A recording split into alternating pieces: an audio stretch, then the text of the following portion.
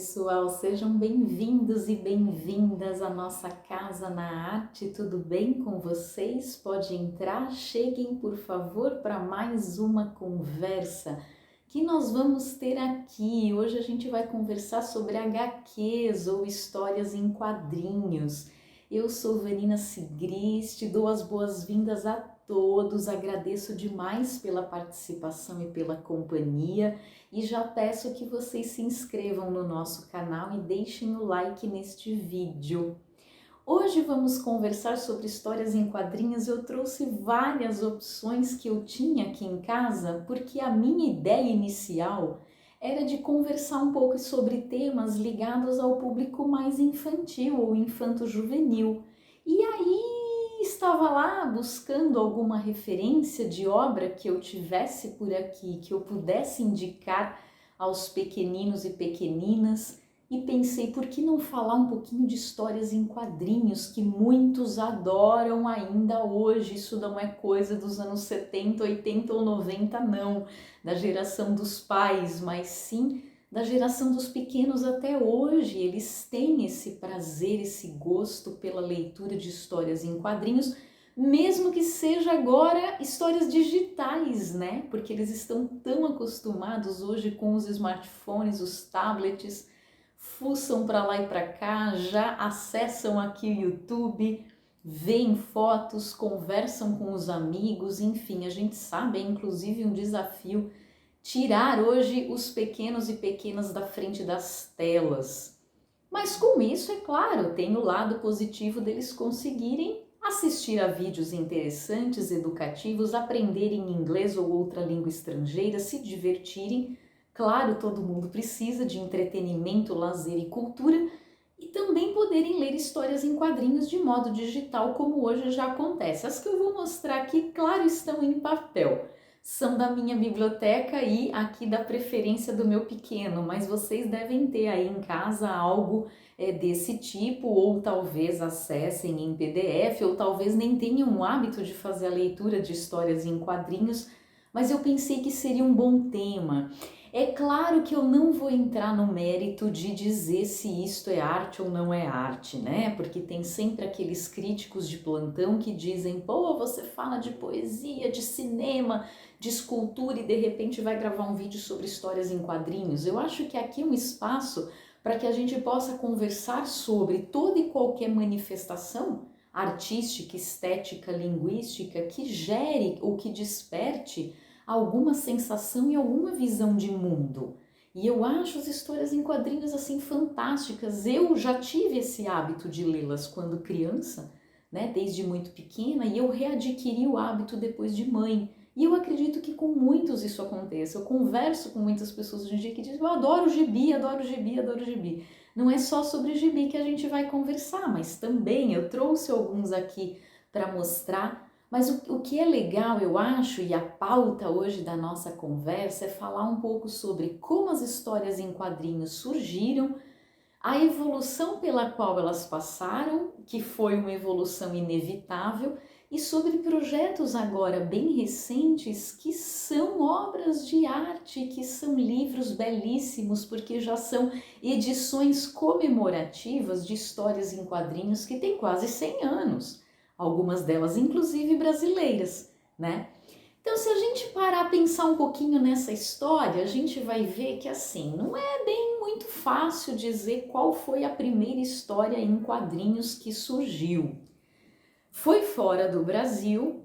Eu tenho aqui uma referência de uma publicada em 1894 na revista Truth, nos Estados Unidos. Foi uma história escrita, desenhada, né, e criada por Richard Outcault e se chamava The Yellow Kid, ou o garoto amarelo, o garoto de amarelo, em amarelo, vestindo amarelo, porque ele tinha uma camisolinha amarela, né, era um garotinho assim meio caricato que apareceu nessa revista Truth no ano de 1894. Mas eu já encontrei referências até mais antigas, da década de 20 do século XIX. HQs que teriam sido escritas inclusive na Europa e não nos Estados Unidos, enfim. Então eu só apresentei essa como uma das primeiras, talvez porque ela seja realmente uma história em quadrinhos num formatinho de narrativa que acontece numa sequência de quadros ou cenas, que são os quadrinhos que primam por uma linguagem gráfica, uma linguagem visual, podendo ou não conter uma linguagem verbal, ou seja, uma palavra, uma onomatopeia, que é muito comum em histórias em quadrinhos, ou balõezinhos com falas de personagens escritas, ou mesmo um balãozinho, uma referência a alguma cena que estivesse acontecendo ali, né? Então a narração, enfim, a descrição de alguma cena mais entendida dessa forma. Então essa foi uma das primeiras histórias em quadrinhos de que se tem notícia publicada em revista ou em jornal, que era muito comum à época. No Brasil, a primeira teria aparecido alguns poucos anos depois, cerca de uma década depois, em 1905, na revista O Malho, e foi uma HQ criada por Renato de Castro para o jornal O Tico Tico. E a personagem que ele criou foi o garoto Chiquinho, dentre outras, que começam a marcar esta cultura das HQs aqui no Brasil, no nosso país. Vieram outras depois, é claro, e eu gostaria de destacar uma em específico que tem muito a ver com a nossa cultura, as nossas raízes e principalmente personagens folclóricos e míticos aqui do Brasil, que é de Ziraldo. No ano de 1960, sai a primeira história de uma turma que ele cria, que é a Turma do Pererê, em referência ao Saci Pererê, e aparecem outras personagens aí mitológicas, né, e folclóricas, pela editora O Cruzeiro. Neste momento a gente já tem publicações exclusivas das histórias em quadrinhos, porque as primeiras a gente viu saíam em revistas e em jornais que não eram especializados. Então uma edição mesmo de HQ, a revistinha, a historinha, enfim, ganha muito mais, né, força aqui no Brasil em específico nesses anos 60. Eu tenho, claro que não as HQs originais, né, de Ziraldo que saíam nesse período, mas um livro dele em específico muito lindo, que não é uma história em quadrinhos, é um livro, mas já que a gente recordou o nome de Ziraldo, que é um grande nome, não só desta área das HQs, mas enfim, como quadrinista, cartunista, ilustrador e também escritor, eu tenho uma edição bem recente de um livro dele, muito conhecido e que marcou época. E só estou mostrando aqui para vocês porque é uma edição comemorativa da sua obra Flicts. E é uma edição que foi publicada pela Melhoramentos e que está muito linda, porque além da qualidade, né, das ilustrações, enfim, eles já fizeram uma montagem com muitos textos que falam, olha que legal, inclusive sobre dados biográficos de Ziraldo, sua história de vida, reúne muitos depoimentos de pessoas que receberam o texto do livro Flicts na época pela primeira vez e que leram e que sabiam que isso seria um sucesso, enfim. E tem algumas páginas aqui também que eu gostaria de destacar, vejam que legal, deixa eu ver se não dá muito reflexo. São opiniões e depoimentos de autores à época, na década de 60, porque é uma história também dos anos 60, né, este livro, que mostram muito como esta história Flicts de Ziraldo foi recebida e foi muito elogiada e aclamada. E aí a gente tem alguns depoimentos de ninguém mais, ninguém menos do que Raquel de Queiroz, por exemplo, publicada no Jornal do Comércio no ano de 69. Temos de Milor Fernandes, que foi publicado na revista Veja no mesmo ano de 69, comentando a obra de Ziraldo. Nós tínhamos à época muitos escritores, poetas, intelectuais que escreviam suas colunas e que tinham seus espaços nos jornais, não só para publicar, por exemplo, as suas crônicas, né, que é um gênero muito jornalístico que nasce no jornal, como também as suas opiniões sobre outras obras e as obras dos seus colegas e amigos, enfim. E a história em quadrinhos, em particular, também é um gênero, como a gente percebe, muito jornalístico, muito de periódico, né, que ilustrava muito revista e jornal e que depois passam a sair assim, em edições tão belas quanto esta. Então, já que falei de Ziraldo, indico este livro para o público infantil, extremamente maravilhoso e colorido, que fala sobre cores, que fala sobre padrões, que fala sobre não nos encaixarmos em certos padrões e nos sentirmos muitas vezes inadequados a um padrão. Então é bem legal para trabalhar com os nossos pequenos e pequenas para que eles, né, se aceitem e se entendam e se respeitem como são. Nesta mesma década de 60, já que a gente voltou e está aí nesse túnel do tempo, eu gostaria, claro, de falar sobre a criação de Maurício de Souza. Eu tenho vários aqui, eu trouxe só alguns dos principais personagens, porque meu filho ama, curte muito, eu já falei disso aqui. Aliás, teve um vídeo que fez muito sucesso, porque indiquei aos meus alunos, era um certo conteúdo de aula do meu curso, e eu fiquei surpresa quando descobri que um dos, né, das cenas ali, dos conteúdos que eu apresentei, de que eles mais gostaram, foi no início do vídeo, quando eu mostrei um gibi do Pateta que eu tinha aqui em casa para falar sobre invenção de tipógrafo e sobre aquela história que deu o start para eu gravar todo o vídeo.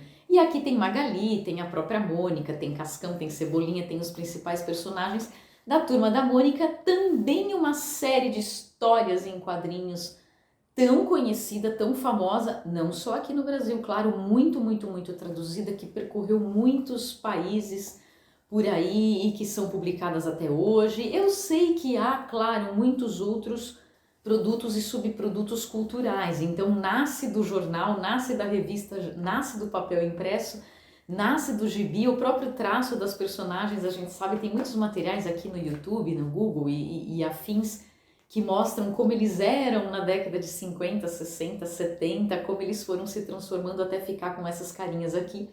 E hoje eles já têm as suas carinhas gamificadas, quer dizer, eles já estão em pixels, né? Tem séries, enfim, no YouTube só com um traço já muito gamificado, em formato game ou gamer, né? Dessa cultura assim muito já digital, né? Com carinha de digital e não mais com essas carinhas que a gente acompanha aqui. Mas vale muito a pena, claro, destacar, já que a gente está falando um pouquinho dessa história do nome, né? De Maurício de Souza, também completou aí aniversário, a Turma da Mônica completou aí, né, 8 décadas já de existência, enfim, são datas aí realmente para serem lembradas.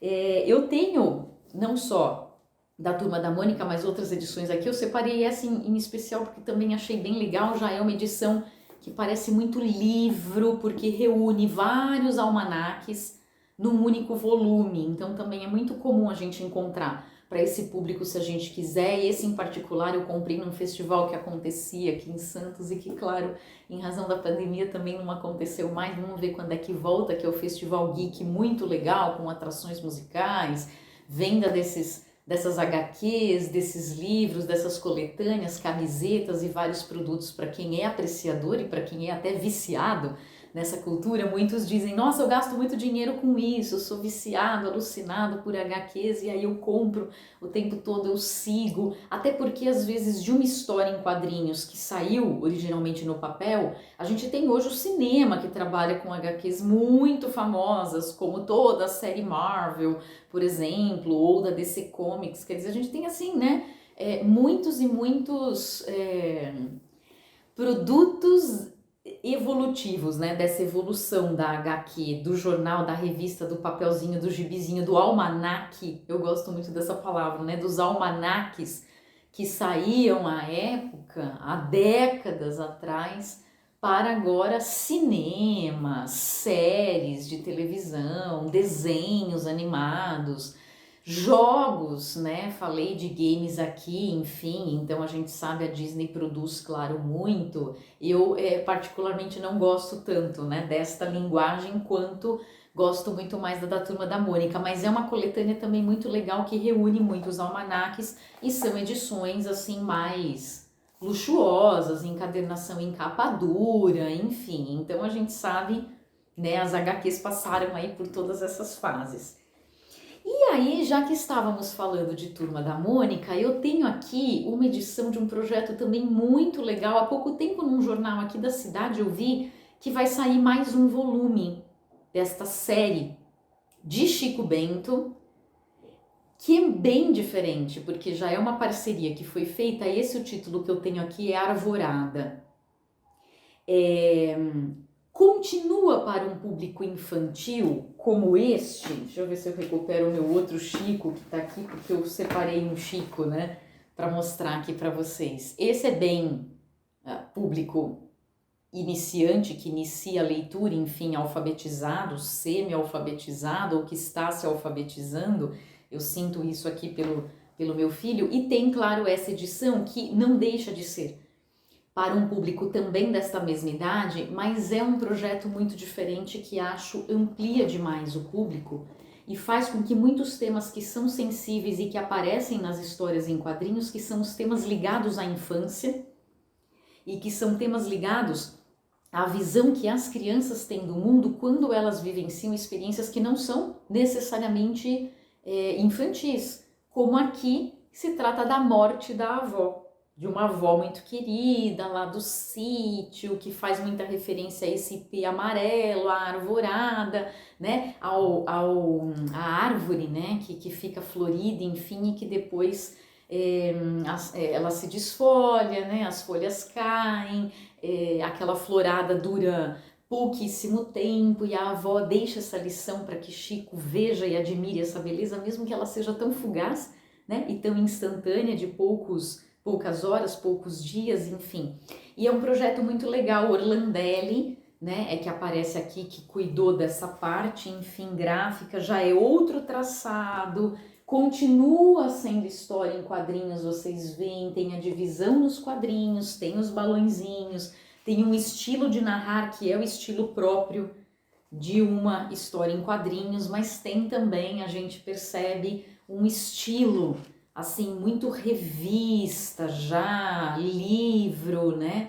E com ilustrações assim, menos caricatas e mais poéticas, né? Assim, com uma linguagem, eu pelo menos interpreto dessa forma, né? Com imagens assim e ilustrações belíssimas que dão um tom para a narrativa já um pouquinho diferente. Então também fica aqui a minha dica, a minha indicação, né, para vocês. E uma última que eu gostaria de mencionar é uma já dos anos 80, que eu por acaso também encontrei aqui em casa. Em 1985, de volta lá nos Estados Unidos, de onde começou aqui a nossa história desse vídeo, o Bill Watterson, ele publica Calvin and Hobbes, né, ou Calvin e Haroldo, e é uma história, uma narrativa que também sai originalmente no jornal, que faz muito sucesso em vários outros países, está traduzido para muitas outras línguas e que depois eles também tomam essa decisão, né, editorial, enfim, de criar uma coletânea muito maior. E aqui esta encadernação, assim como vários outros títulos desta mesma série, reúne muitas e muitas histórias que foram publicadas e que também são história em quadrinhos, são HQs, vejam só. Que bonita, mas já numa encadernação muito maior, com uma capa aqui de diagramatura bem legal, enfim, que reúne essas histórias. Então, vale a pena sim considerar que estas histórias em quadrinhos todas fazem diferença no universo imaginário e ficcional das crianças, mas também de jovens, adolescentes, adultos e que às vezes nos acompanham por toda uma vida.